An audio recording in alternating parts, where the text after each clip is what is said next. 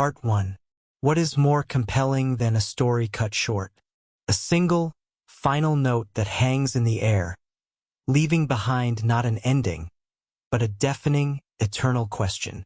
Tonight, we step into the shadow of one of history's most haunting echoes, the story of Grand Duchess Anastasia Nikolaevna of Russia. She was the youngest daughter of the last Tsar, a girl known for her wit and irrepressible spirit, a beam of sunlight in a gilded cage. But her story did not end with a fairy tale wedding.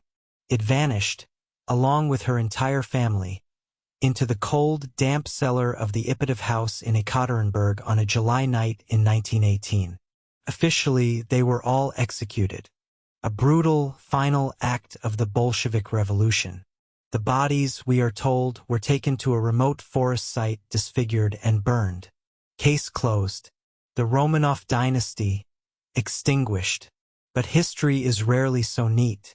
It is in the messy, unaccounted-for details that legends are born. And the legend of Anastasia began not with a bang, but with a whisper, a persistent, tantalizing rumor that one of them, the youngest, the most vibrant, had somehow cheated death, that she slipped through the cracks of history, leaving behind a trail of mystery that would captivate the world for a century. This is not just a story of a princess. It is a labyrinth of mirrors, where every reflection offers a different truth, and every clue leads to a deeper enigma. We begin our journey not with what we know, but with what is terrifyingly, irresistibly absent. Part 2. The factual bedrock of the Romanovs' final days is stark.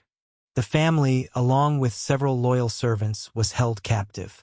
On the night of July 17th, they were led to a small basement room, under the pretense of a photograph for their safety.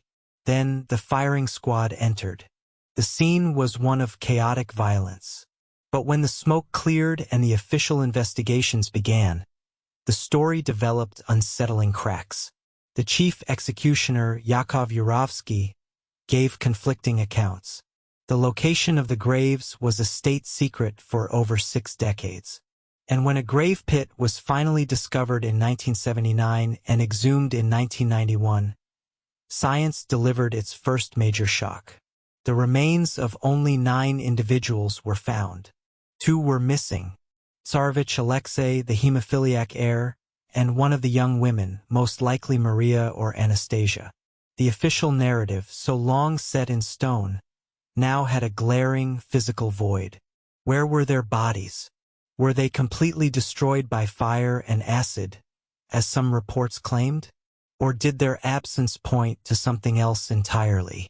This was not merely a historical discrepancy.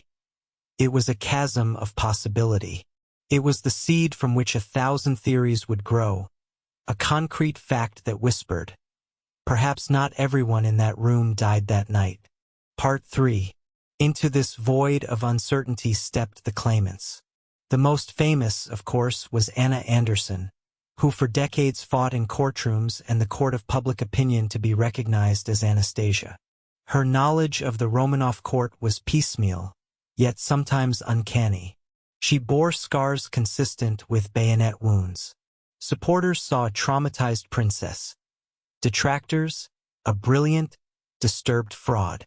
The debate raged until DNA evidence posthumously revealed her to be Franziska Szankowska, a Polish factory worker. Case closed? For some. But Anderson was just the most public face of a much deeper mystery. What if the survival was not a lone, desperate flight, but part of a planned, clandestine operation? Conspiracy theories suggest that powerful European relatives, perhaps even British or German intelligence, orchestrated a rescue for one or more of the daughters. The Bolsheviks, it speculated, may have allowed this in a secret deal, or a faction within the local Soviet acted on its own. The chaos of the Russian Civil War provided the perfect smokescreen. Why else the inconsistent reports? Why the hurried, botched attempts to hide the bodies? The missing remains are not just an oversight. They are, for the conspiracy-minded, evidence of a successful extraction. A secret so explosive it had to be buried beneath layers of misinformation and fear. Part 4. Science, the great clarifier, has only deepened the intrigue. The 1991 exhumation and subsequent DNA testing confirmed the identity of the 9 found in the mass grave. It was the Romanovs. But the 2 missing bodies remained a ghost in the machine. Then, in 2007, a second, smaller grave was discovered nearby. It contained the charred remains of a young man and a young woman. DNA analysis confirmed they were Alexei and his sister. The mystery, it seemed, was finally solved. All were accounted for. The legend of Anastasia's survival was, scientifically, debunked. Or was it? The discovery of the second grave raised more disturbing questions. Why were these 2 buried separately? Was it merely a logistical issue? Or does their segregated disposal hint at a different fate? Perhaps an initial, failed attempt to burn their bodies was tied to a more sinister ritual, or perhaps it was to hide evidence of a struggle, of a rescue attempt that partially succeeded. Even with all the bones laid out, the story they tell is not complete. The science gives us the what, but it stubbornly refuses to give us the why. The sequence of events in that forest, the motives behind the burial party's actions, remain shrouded in the same Ural mists that covered their gruesome work a century ago. Part 5. So why does the ghost of Anastasia still walk among us? Why does this story, of all the tragedies of the 20th century, hold such power? It is because it transcends history. It has become a modern myth. On one level, it is a human story of hope against impossible odds, the desperate desire to believe that innocence can, somehow, be spared from the abyss. But on a deeper, more philosophical level, the Anastasia mystery holds a mirror to our own relationship with history itself. It forces us to question the official record.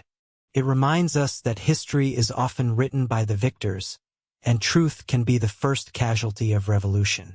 The enduring legend is a testament to our innate suspicion of narratives that are too clean, too final. It represents the unquenchable human desire to find patterns in the chaos, to seek life in the face of death. The story of Anastasia is no longer just about a girl. It is about the nature of truth, the fragility of memory, and the stories we choose to believe in order to make sense of a world filled with unimaginable darkness. It teaches us that some questions are more powerful than answers, and that the most enduring mysteries are those that force us to keep looking, keep questioning, long after the final page is supposed to have been turned.